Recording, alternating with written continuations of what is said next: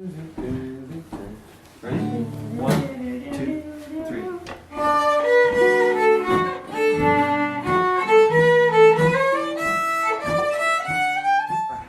People are going wild for it. Can't find Ontario garlic. You can find Copetown garlic though. Right here in Copetown at ManoRun Farm. Is that good enough?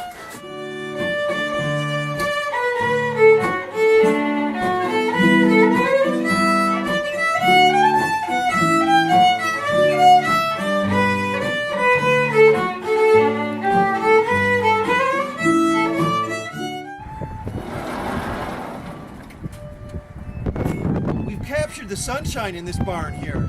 Here's a chunk of sunshine for you. I'm gonna feed that to the cows. They're gonna love it. So this is our cow Trish. She's a dairy cow. She's a little bony, but that's the way she is, right? She's all about calcium. So you see big bones and you see a nice big udder. And so from Trish we get milk. She also gives us a baby once a year. We raise the babies up for meat.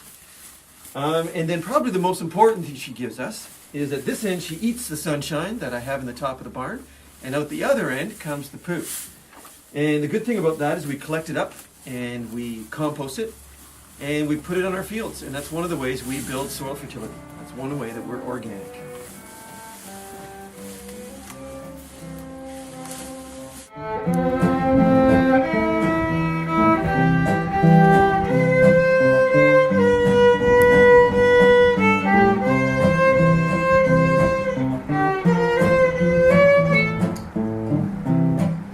This is where it all happens. Shit happens on the farm.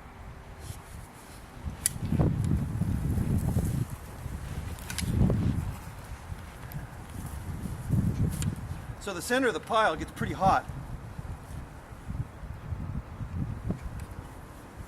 And when the compost is done, you end up with something more like what's down at this end, which is nice and brown and crumbly, has a sweet smell, and actually tastes a little bit sweet too. Okay.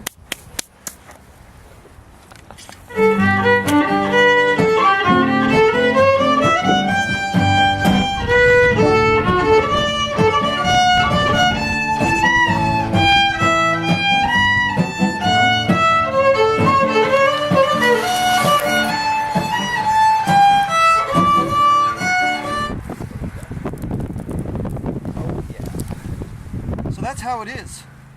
Vegetables come right out of the ground and we bring them to you. Grow it all here on the farm. Pretty simple. Or you could get them from California. Not so simple.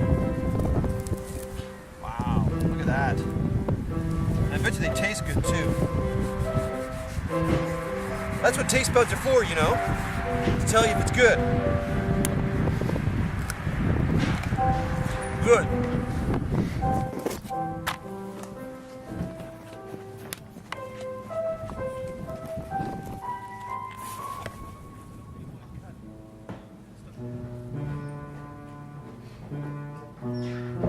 Do you want to check out the grain? Yeah. I don't know if you can get a good close up of this, but this is the oat and barley. Two different grains. There's the oats there, and there's the barley, kind of diamond shaped. And over here we have the wheat. And we grow that all on the farm, everything we grow on the farm.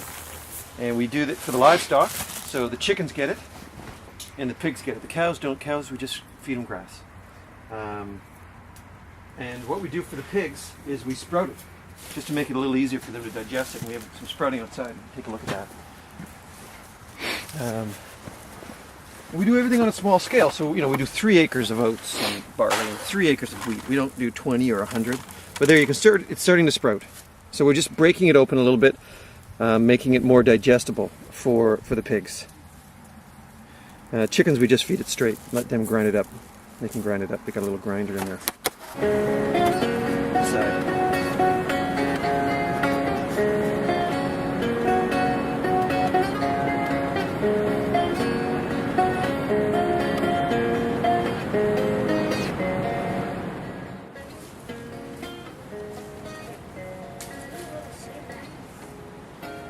passive solar heat. You grow greens all winter long in this climate, and you don't need any supplemental heat. It's just the sunshine and in the greenhouse. And there it is, red Russian kale, arugula, different types of lettuce.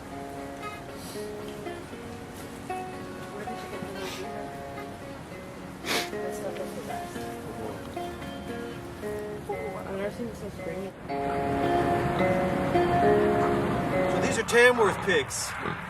They're a heritage breed, and they do really well on pasture. We feed them a small amount of grain, and most of what they do is they root. We dig up worms, roots, nuts. We let them run out back in the forest there. They like to eat the pasture as well, so they eat the legumes and the grasses. And they put on a lot of meat. These guys are doing pretty good.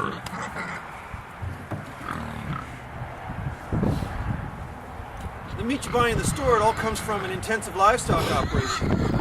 People aren't petting the pigs there. No. But this is one of our breeding cows. She's a beef animal, so different from Trish. She's all about the meat. You see, she's got a lot of meat on her. And she gives us nice beefy babies.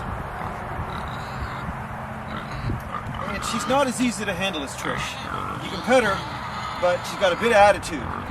Let's see what happens. Little people. Come here, girl.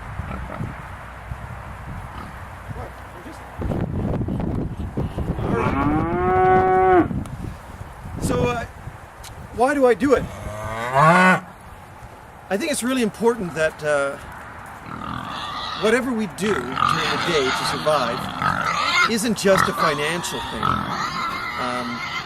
It's a physical activity, it's an emotional activity, there's a spiritual component, there's a social component connecting you to your community, and ultimately, yeah, there is some financial benefit to it. And we've got things upside down here. Most of the work that we do, whether we're collecting garbage, making cars, working as an administrative assistant, working as a lawyer, so much of it is focused on the financial component, and it's missing all the other things that make us human. And farming is one of those things, if you do it on a small scale, and you sell your products directly to the community around you, where you can have all those other components, where you can hang out with the livestock, where you can sell your product, and you know that when you sit down to eat, 100 other families or 200 other families are sitting down and eating the same food that you're eating.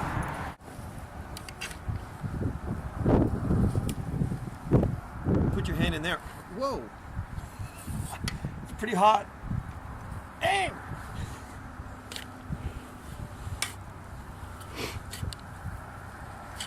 Close it back up.